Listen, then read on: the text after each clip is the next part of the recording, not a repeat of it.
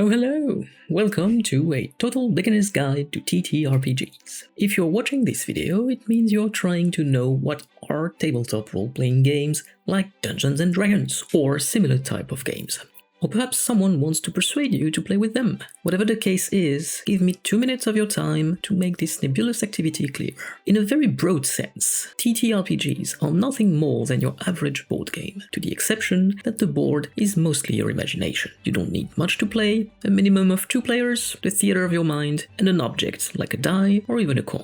This is it. Some of these games may have more complex systems and require extra accessories, but at its core, a TTRPG does not need all of that. It is rather simple. One of the players, called the Game Master, will paint a scene with their words, describing what is happening and how some people in the scene are acting. It is then the turn of the other players, assuming the role of a character in the scene, to interact by improvising answers and actions. We then go back to the Game Master, who replies to the other person's improvisation with their own, and we keep going back and forth. It can be 15 minutes in a realistic setting, emulating a job interview, a 2-hour adventure in a fantasy setting, a space odyssey, or a historical mystery based on your favorite time period. There is no limit but your imagination to how and where things can happen. But sometimes, a player will ask the Game Master to perform a key action in the scene. The Game Master then may ask for the roll of a die, or toss of a coin, to decide on the action's result. Failing an action because of the die does not mean losing the game. It means moving the story forward in an unpredictable way. And voila! You now know the absolute basic on TTRPGs. If your interest is piqued, I will have these other 3 videos on my channel that will tackle broader aspects of these games. Feel free to drop any questions in the comments and share this video with other people interested.